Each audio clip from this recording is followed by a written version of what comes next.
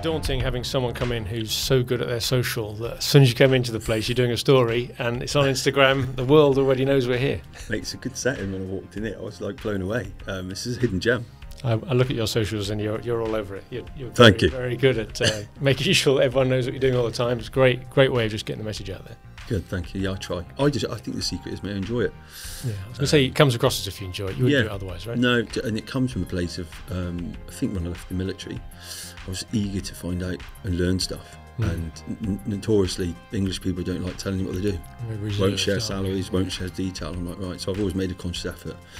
And it's like, what they say, it's social media is a bit of a sad place, isn't it? If you're the old keyboard warriors on there. Well, it can be probably the best and the worst at the same time, couldn't it, of humanity? It's got the best in us and it's done great things, but it could arguably be one of the worst things for mental health or whatever.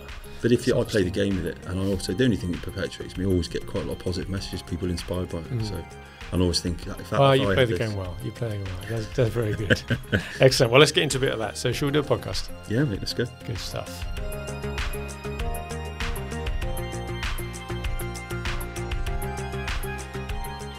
Well, hello and welcome to another episode of the SME Growth Podcast. This is episode 89, brought to you from Wellmeadow. And every week we try and come up with some useful or interesting stuff for owners and managers of small and medium-sized enterprises. And this week we're very lucky to have a guest with us in the studio. We've got Dave Hamlet. Hi, Dave. How you doing? I just realised you said come up with useful stuff, so I'm not sure if I should. You're in the wrong place. Yeah. No, thanks for having me. Really pleased that you came in. We met each other on LinkedIn, as people do, and I just saw your stuff. You're a local man. You've got a great story. I just thought I got to get this guy in and just have a bit of a chat because there's so many angles we could go at. There is. And we got a few things in common in that we're both enterprise advisors. We're both passionate about how we help young people in schools and that sort of thing. We've both done entrepreneurial stuff, but been around businesses. Trying. Indeed. But I thought today we'd pick up a little bit more on specifically around here how you've driven sales teams and how you've done sales yourself, because you've been very successful in a number of your ventures doing that. So we'll come on to a bit of that. We'll see. I look forward to it. It's good. Good. Why don't we start off there, just a bit of background. You mentioned in the intro there that you came out of the military, so that was your first career choice, if you let straight out of school? I'm not sure it was a choice, mate. I'm going to be very honest, so I'll whistle stop this because it could go on for hours. So brought up with my mum in a little village called Hamlet, not far from here. Very, very skinny, ginger curtains. By the time I was 16, I think I was running around school telling everyone what it was going to be like in the army, as you do. I was tiny. I think I was on the train station platform ready to go with a bag of clothes and my arm was numb, but that was 16. Sure enough, I found myself. It's the best thing I ever did. 7 years later, I was joining the Royal Engineers. I was a plant operating mechanic by trade. Having not done a great deal through my childhood, just threw myself into everything. And it kind of said, born here, made there. Left at 25. Within 10 years, I'll go through a couple of things. Essentially, I ended up on the board or the leadership team for Monster Energy, so the drinks company, as commercial director.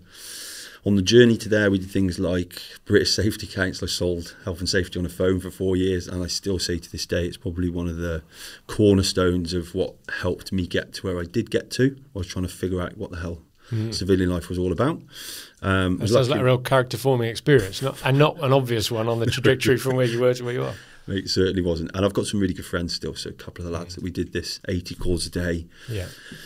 Selling, it wasn't even a product really. Health and safety is a service, and notoriously, unless you're a business owner, doesn't really have any concern to most, right? You're it doesn't come on the radar, does it? So, continued on from there with a really good toolkit, if you like, to move into account management. I'd identified that the FMCG space, that fast-moving consumable goods category, was kind of interesting to me.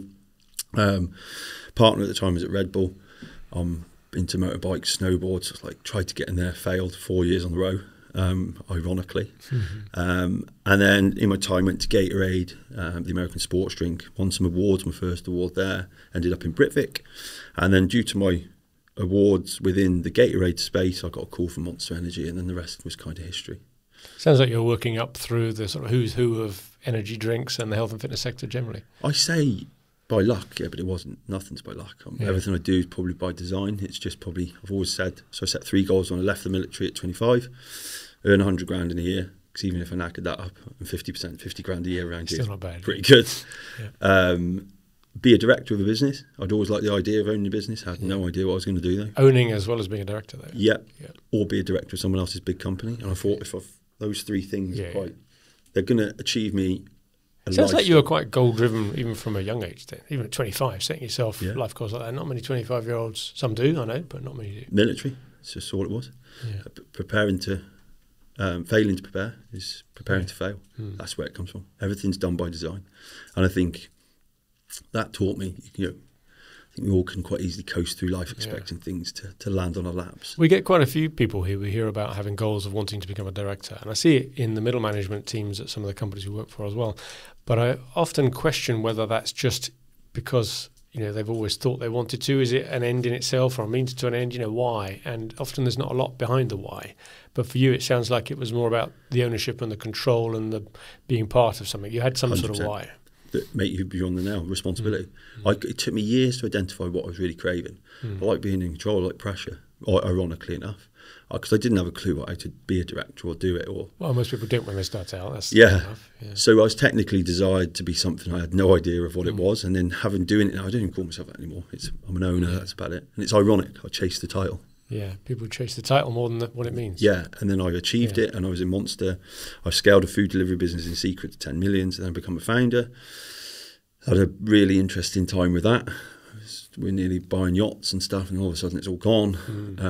And now I'm just here. I found I was born again at kind of 40. I had quite a low spot for 9 months. I pretty much drunk myself into a stupor trying to find purpose. Yeah, it sounded like you had a really peaks and troughs of an experience with that food business. We followed some of your fortunes on that. It's a local business. And it did really well, like you say.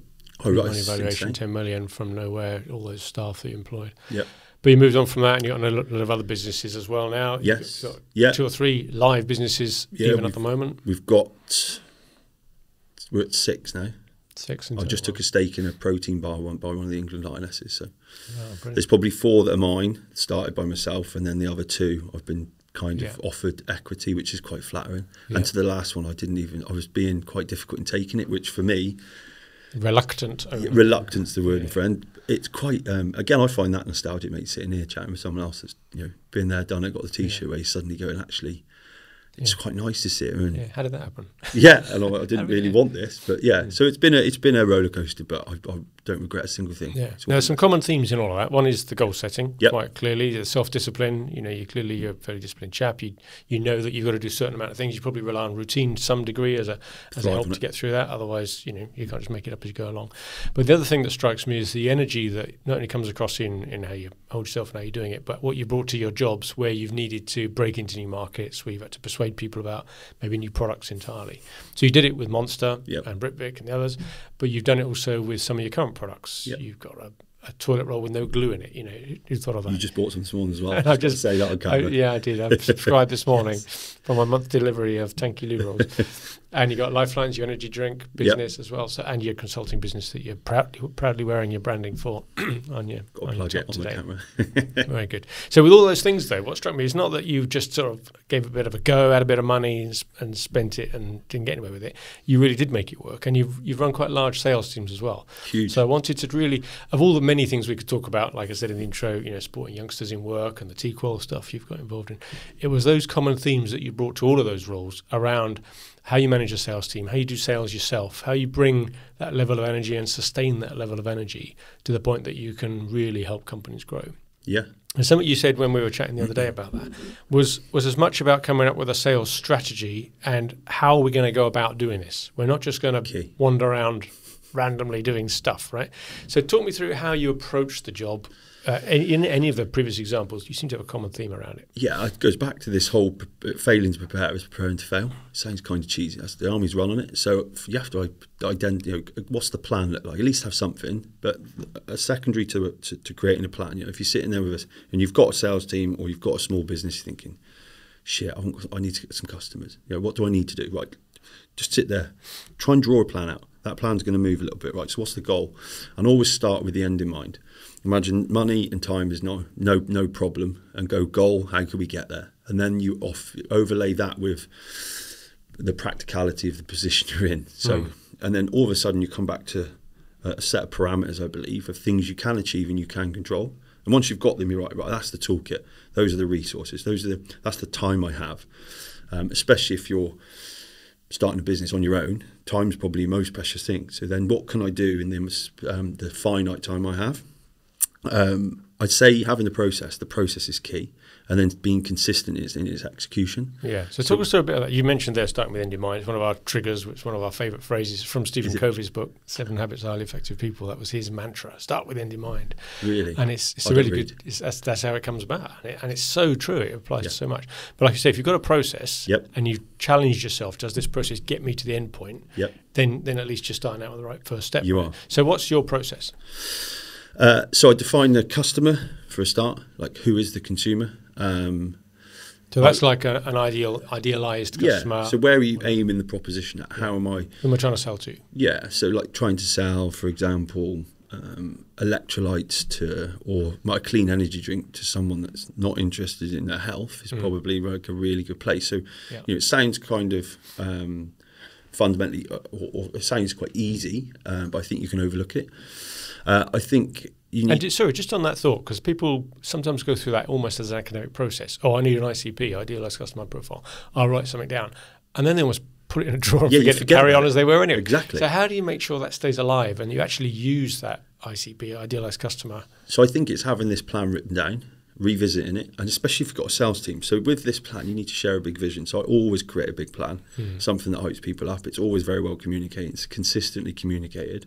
Within that time period, it's CRM management. So let's not call Sorry, I'm going to keep cutting in here. Yeah, no, please You're giving me so many ins to all the podcasts we've done and all that. Vision, right? It's so important that everyone's got a clear vision. Where 100%. Every time we mention vision on this podcast, Richard quotes me from the Bible that without vision, people perish. And I've heard it a million times from Rich, and he's absolutely right. You need to. Everyone needs to know where they're going to.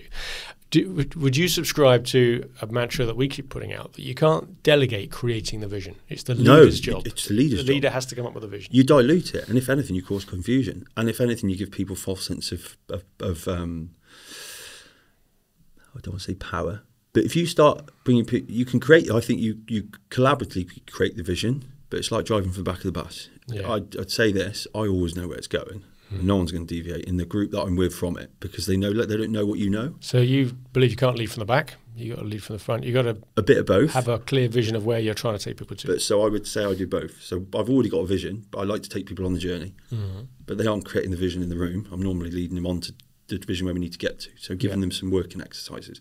There might be the occasional time that someone sees something they haven't seen and be like, oh, we deviate from it. But that vision's normally big, exciting. Obviously, I get excited by this. I think you see it now. So what was it for Monster when you were there?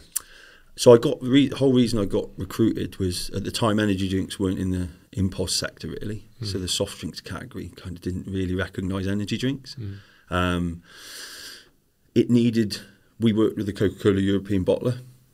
Coke at the time, if you think they've got a very successful soft drinks portfolio, why would you want to dilute their own drinks with another outsider? And my ability to uncover opportunity and relationship builders, I didn't know, but it's quite good. So I want to come back to that because you told me a few stories on the phone the other day that I think good for that. But you're right. Okay, so you start getting into that. So this vision then you created for Monster. So I got brought in, and Out of Home is the channel that I was brought in by Hayden Rawson, and he worked with me. And also, I say I created this. This bloke is the single biggest reason. Him and my current mentor, Hugh Davis, who he was his mentor, the single biggest reason I am who I am today. They give me enough freedom of my wily temperament to still enjoy what I do, but they'd let me disappear down a path until they knew, and they just sort of stopped me and go, no, come back, and then they'd reframe how I should be doing things, but through the ability of them letting me try and be quite autonomous, because I appreciate I don't like being taught what to do to a degree, because obviously I can because I'm military. So we built a vision in the out-of-home space that fundamentally relied on the fact I'm a good relationship builder. So we needed to go around. So was that the vision then? It was to build relationships? The vision was to put energy drinks in the out-of-home space. But to do that was because we were having a bottling partner, the gatekeepers to these retail outlets was the Coke account manager. And then past the Coke account manager, the customers they work with. So let's take the vending industry. I was known as Monster Dave. I used to run around playing golf quite a lot, which part of the teams used to moan about. The reason energy drinks end up in vending machines is because of me. The reason energy drinks end up in health and fitness was because of the work I did. Red Bull had tried for years, and I know this because my ex-wife was Red Bull. So we picked some of the key places where we knew the an energy drink should be. We then mapped against it. Is there a consumer need state in these spaces? An energy drink in a gym to a point is not necessarily deemed as healthy because the false perceptions of caffeine, which I disagree with, by the way. But also, Red Bull didn't really have too many or a great reputation. I mean, touring with bulls and stuff and all the myths and misconceptions. So we played around an idea of understanding the consumer and linked it back to, we had a spin on making it healthy. And we looked more of it like we tied it in with pre-workout. Then it relied heavily on my ability to communicate or build a relationship with those gatekeepers in the Coke system, which meant essentially taking them to F1, Abu Dhabi, etc. So if I were to sort of, in my mind, just what I'm hearing you say there is the vision was to get the drink established in the out-of-home space. That was the goal. To do something that hadn't been done before, and others, even Red Bull, had tried that and had not managed to break through. Your strategy then was to say, right, we've got to identify who's the blockers on that way. Coke and the vending machines, understanding the customers about pre-exercise, going into different spaces. And then the tactics to get through that strategy is to make sure that we're meeting all the right decision makers in a place where we can build relationships over a period of time. Exactly. Not quick fix, get it done Also tomorrow. Put them in a place where they're listening. What's the easiest way you can start? If taking someone, I know it sounds daft, to the F1, puts someone in a really good mood. Yeah. And all of a sudden, when they're not listening, because it's not on their hierarchy of priorities, it's not important to them. There's no value to them doing this. They've already got good jobs. They work for Coke. So I'm trying to break down all these barriers just for someone to listen. Yeah. Now, I use this a lot. Build an emotional bank account with people. People call that manipulative. I don't. We do it all the time. If you do me a favour and you're good to me, I'll look after you forever. Yeah. So it's that piece of... a lot of networking is based on that very principle, don't they? Yeah. There's a networking group called the BNI or whatever it's called, and their mantra was that givers gain. If you give someone else, you gain back because people want to reciprocate. It's a natural human instinct. Feeling, if someone does me a favour, and it's happened countless times in both directions, someone just does me a favour. We had some people in here who do office furniture. Yeah. For a podcast, having a bit of a chat. They quite like the idea of it. They came in and they noticed that one of the arms on one of our chairs was broken. And because they supply that same chair, what turned up as a delivery the next day for free was another arm. So thanks a lot to the guys at Crispian because they did a fantastic job for us. And immediately you think, I've got to buy something off their website now. That's so good. And you look at the smile on your face with it. And you have that emotional reaction. Exactly. Win together, I think we'd call that. Yeah, but and this is where a question, I suppose, a leading question, but when I see people trying to do this relationship building stuff, so taking people to the football or the rugby or the golf or whatever, you sort of cringe a little bit when you see them behave at those events because they can't help themselves but try to sell. Don't. You think, flipping it, this is not a sales meeting. Have you not reminded yourself why you're doing this? It's to build a relationship. And the last thing someone's going to want is to have a time they're supposed to be enjoying themselves and they've got to be listening to your sales pitch. Exactly. But then you come to this, and I think we're in a time now where this community building space, everyone wants to build a community. That time frame for it has just gone up. No one trusts anyone. Politics has done a great job of that. Social media does it because everything's fake. User-generated content's exploded because I would only believe, I'm the same person. If I see someone in my inner circle drinking something, eating something, wearing something, tell me it's good, I'll be like, oh, really? I'll go look at that. I haven't seen an advert that's made me go and buy anything for ages. It might start to the rule of 10 subconsciously sway my interest. But we come back to your point about relationship building. The best relationship builders are doing it because they enjoy it. And you can't cheat code that. Like, I genuinely enjoy being around people and speaking to people. And I was clumsy as hell. I also spent a lot of time understanding psychology. So I did Myers-Briggs. I was 96% red for my first ever assessment. Chris Leipacker, old boss, shout out to him. He asked me what I wanted to be. It's one of the few and fleeting one-to-ones that's actually given me some true value. He asked me what newspaper I read. And I remember sitting in this room a bit hot-headed at the time. I was like, what are you on about? I'm in a one-to-one. He's like, shut up and answer the question. I said, The Sun. He's like, right, leave page 3 alone. Go and choose the one with the big words. What radio station? Radio 1. He's like, well, no one's into house music. Radio 4.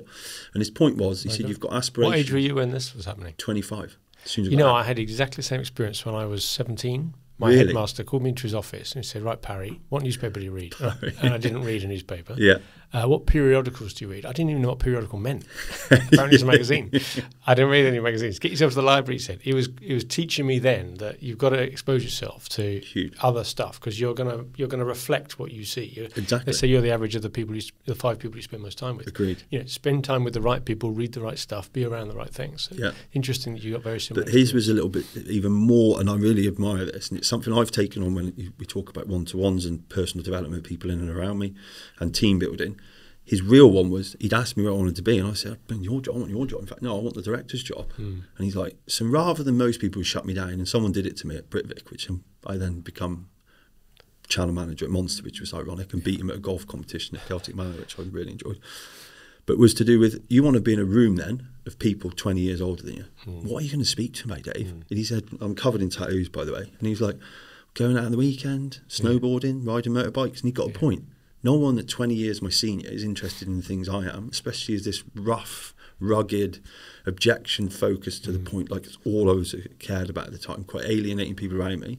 But if you start to understand economics and politics and the landscape, which is partly useful in itself anyway, but the primary reason was that you can talk on a level with the people you need to build relationships. Suddenly, I've said the same to young people that come into business who don't have the same interests as my age group, not surprisingly, they're 20, 30 years younger. But I've tried to make the point, you are selling to people my age. You've got to meet so me until halfway. my lot's all been shuffled off and your lot take over, you've got to come up with cultural references that mean something to me. Agreed. And when I was young, I was told by one of the firms of solicitors we used to work for to always wear a white shirt. Now, I'd come out of manufacturing. I didn't wear shirts much at all, let alone white ones, collared ones with cufflinks and all that sort of thing. But he said, unfortunately, you may not think it's relevant to you, but my age group were told to value that. And then, like you say, what do you talk about? What's been on Radio 4 or what's been in The Economist or something? So it's not fraud. It's not playing up. It's doing what's practical. If you're going to make a relationship with someone, you've got to find a common language. It's a bit maybe it's right?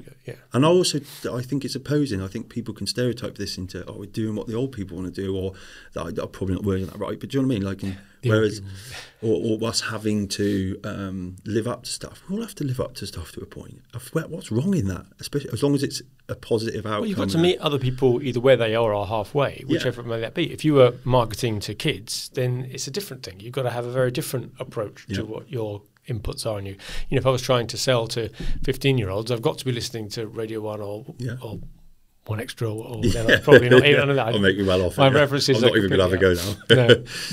So very different. Right, okay, so we talked about building relationships, and that's something that you happen to be particularly good at. Do you think that people who aren't naturally good at it, naturally maybe what people call extrovert, although that's a misused word, do you think other people can be good at that too? Do you think building relationships is the preserve of outgoing people? I don't believe in boundaries. I hate the word impossible. I don't think that exists. I think with time, give you all the time in the world, or all the money in the world, and a positively framed mindset, you can do whatever you want. Is the intention, do you really want to do it enough?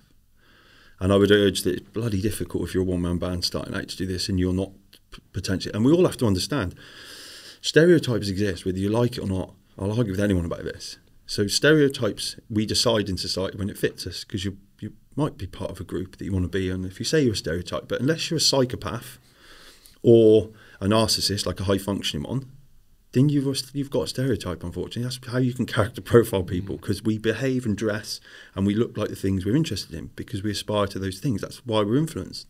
So the whole notion of stereotyping, I just disagree with. But if you're to understand the psychological profile and stuff, so I was quite lucky at Monster to have quite a lot of money spent on us as a leadership team member, and we did something called is it Insights? Insights, we use that here. Yeah. Oh, it's amazing. Like profiling, yeah, where you are. And I learned that language and communication is like the difference between me and you is 14 ton of stone there. Right, I'm going to give you a spade. I'm definitely taking the shovel. People will be like, what the hell's he on about? From your grin, you understand what I'm saying. They both do the job, but moving 14 ton with a spade is going to take a lot more work than with a shovel. It'll be clumsy and inefficient. And I believe when I learned that behaviour is about being able to talk to people in their own manner, like, analytical people, the green people, I can't flood them with passion and my energy, because they'll be like, that's all the yellow and the red stuff. Yeah. So I believe spending a lot of time understanding behaviour has helped me even understand myself, because I've always felt misunderstood. I got bullied a lot as a kid, and now I understand why I was misunderstood. So you don't. So your point about you don't like the word impossible, anything's possible. You would say that if you've agreed that your strategy is to build relationships with your target market and to do that in a very non-salesy way, anybody can do it, but just find a way that's authentic to you. Yeah, and I'd start understanding people. Relationship building is about people. If you're not willing, that's the ground of it. You know, if I wanted to understand how to strip an engine down, they've got a lovely Bugatti Veyron engine, by the way, in the reception. Don't tell everyone. Yeah, I know. Sorry. And I'm a mechanic, so it's great. But if me and you know how to strip an engine now, right, or you've an understanding about what a cylinder is, same with relationship building. I think people overlook the importance of relationship building as a it's no different than accounting. It's no different than an operational function. It's no different than marketing. It's a skill. It's a skill. But you can learn it. And you can learn it. But you have to think differently. And it's not, I think, because conversation comes easy, and it doesn't define the fact that some conversations clunkier than others, means I think we can be a bit... Oh, you can work on that. It still strikes me as the falling over point, the stumbling block, if you like, for most people I meet in a sort of salesy biz dev type role, isn't even at that point of the relationship building. They don't get that far. No. They haven't actually worked out who they want to build a relationship with. So there you go back to your planning. Consultative selling is important. I believe that's the one. Don't sell to people. And if you're trying to sell to someone, it's the wrong way, especially nowadays. I'm a salesman, and if you start selling to me, I'm normally quite rude. Gaz will watch this. You can smell it a mile off. Oh, I'm just like, go away. Yeah. Now, if you're talking to me and understanding me, which is the consultative point, eventually you're going to walk me into the fact, shit, I need that. Yeah. Oh, God. Yeah. Oh, what? That's what you do, isn't it? And all of a sudden you've re-engineered. And do you know what I found recently? I've been in a couple of calls, and maybe some of the people I've been talking to will be listening to this and think, oh, that was me. We were having a chat, and you didn't even get to the point of coming up with anything that approaches a solution. All you've done is to show an understanding of the problem. Just hold the mirror. Reframe the problem that they've just talked about. Show that you understand that viscerally from their perspective, and give them the confidence that you care enough, you'll find a way. Now, as it happens, you may already have a way, but without even saying that, you win people over. And that's authentic. That's not putting anything on, is it? And also, when you really start enjoying helping people, it's second nature. Yeah. I did used to, I won't lie, when I did do it, I knew it would work, but now I get nothing. It's like smile. I say this, like everyone says I was depressed. I went to Aspen once on a trip with On It to Work, 25 hours to go there, where Dumb and Dumb was filmed. And I remember in the morning getting shouted at, going, hey man, you all right? And I was like, the bloke was the other side of the road. And I remember just smiling. I was like, oh, yeah, I'm good. He was miles away. You like looking at England and no one, we're doing it now. When you smile, someone else smiles. When they smile at you, you feel mirror, good. Don't you? You mirror. You mirror people's gesticulations, body posture, all sorts of things. And I believe from the point when you start helping people and are wanting to, and you're interested in others, it becomes self-fulfilling because it's enjoyable. Yeah. That's when you get good at it. Now, I know we're going to run out of time soon, and I wanted to get on to another point, because you talked with one of your roles about bashing the phones. 80 calls a day. 80 calls a day. Yeah. Now, that's not relationship building, is it? That's something else. So, sales process. But even at reasonably senior roles, you've still seen a place for that. 100%, yeah. So why do you still do that, and where does it fit in? So, I mean, as I've come up, obviously, in my own career, I think you could move the template that was telesales at the time and just reframe that into the sales process itself. So it taught me resilience. It taught me how to quickly get to a point. Like, I had a guy the other day I mentored, but he's talking about, he introduced himself, said who they were, and I was like, so what? Who cares? And he just grinned. I was like, can you toss you? And he was like, I said, I'm pricking your ears up because I want you to remember it. But the person on the other end of the phone is busy, stressed, they're probably watching the news, all the rest of it. I said, acknowledge something they've done. So it's about a marketing event. He's like, oh, wow. So I said, what it taught me being on the phone is that precious amount of time I have to capture someone's attention. But do you have any techniques for doing that, or do you research, or you just... Yeah, research is key. As much as you can understand someone's pain point, show that you've acknowledged someone. So how do you do 80 calls a day and still fit in the research, so you know something different? Some of them are car crash. Okay. Like an absolute car crash. A conversion on these. That's how you learn, right? Yeah. But I think when we were at the Ring, and Eddie Rowley, and who's a sales consultant now in his own firm, Dave Welton was at Costa. He's now at BT. He's successful. We sat there and we just three lads at 25 just used to have to give each other so much hassle. It used to stress us out. But my paradox for this, and I always frame this, is I practice gratitude, and it's from a place of continually offering myself perspective. So it's easy for us to feel that, oh, life's shit. Oh, it's really bad. I've got the thing. I've been to war. It's never going to be that bad. Had hypothermia twice. Got stabbed. So it's quite easy to go, is this really bad? No, I'm sitting in a hot office doing 80 calls a day, taking the piss out of my mate, and I can go to the toilet at any time. I can get a coffee whenever. I mean, these are small things that people watching this might go. It's an interesting about perspective, isn't it? Reframe it, and it'll make you grin. And I was also building a PT business and like going to the toilet, and I was doing my little post on my Nokia, and I was coming back. So I framed the whole experience in a positive way against other experiences that told myself I'm better than I was there. And this is a stepping stone to get here. When you're talking about that, it sounded like that really giving you an insight to how people buy or don't buy and how they listen. Completely. Which you were then talking about how you can, when you're managing your sales teams, you can talk from a more position of authority how to go about it. The biggest one was the CRM management piece. So for those that don't know, customer record management, let's not call it that, is I would start calling people and I might get a snippet of information. Might find out I'm busy because just got married. Oh, great, I'm going to leave you to it. Write that down. Yeah. Oh, we spoke the other day briefly. You get married. How was it? Yeah. You remembered. I remembered. I didn't remember. I wrote it down. Yeah. So I always talk about like what's that process of managing it, because you can't remember if you're doing this many calls. But this is where the process itself becomes the work, and this is the bit that people don't want to do. Yeah. So it's interesting if someone is trying to do what we might call prospecting, biz dev prospecting in its broadest sense. They've got a target list of customers, they're bashing the phones, trying to get through the gatekeepers, trying to get through to them. They'll learn a lot on the way before they actually get to speak to that person. Oh, you're going to make so many mistakes before you hone your pitch. You know, we're big advocates of using HubSpot, but there's plenty of other CRMs out there. Yeah, HubSpot's good. But it's somewhere to make that note and use it to trigger that next call so that you're presented straight away. By the way, they just got married. They just come back from holiday in Skegness. They've just had a kid.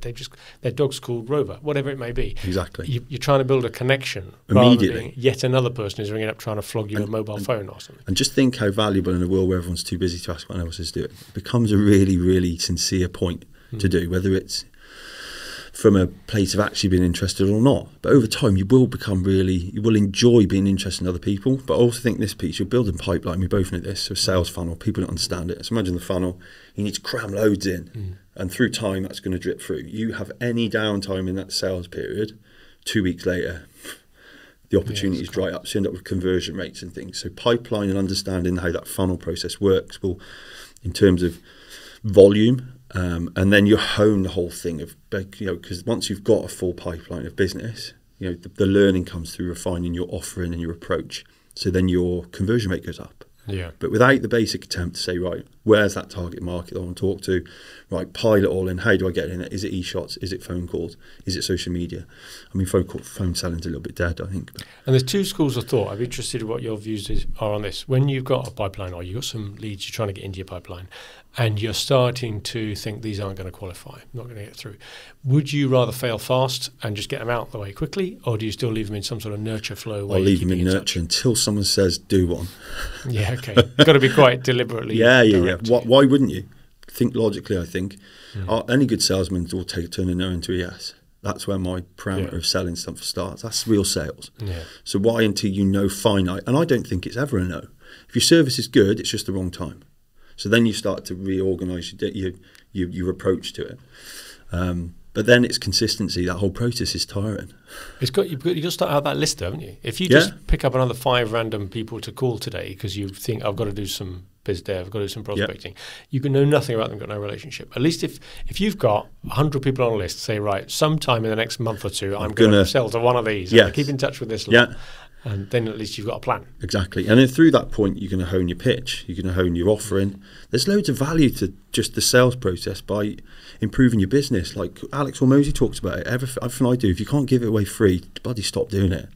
People are really reluctant to do that. But if you give stuff for, when I got my product through, I've found 100 people give them a sachet.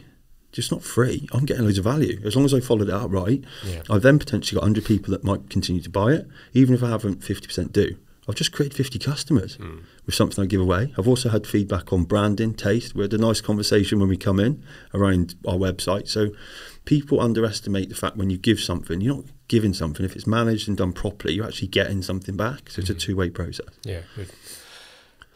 Well, okay, take a breath. Yes. That's our time up. But Dave Hamlet from DG Consultancy, Lifelines, Tanky, Loo Rolls, Mother Nature, God knows what else, all these other businesses you're doing, Exit Monster. Thanks a lot for coming in. I've loved it. I think we could have another, God knows how many of these, to cover all the different aspects of what you've been involved in. So thanks for sharing some of that experience and wisdom today. Mate, really enjoyed it. Hopefully there's some gems for anyone watching, but yeah, Pleasure. And I'm looking forward to coming over and seeing your podcast Yeah, studio. you'll see, on our side. Too right. Good.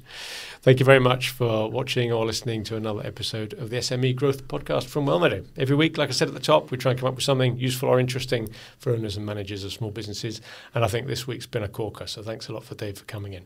Please tell your friends we're here. Either send them a link from one of the podcast platforms, point them to the website, or just tell them in the pub. And whatever you're doing, good luck with your business.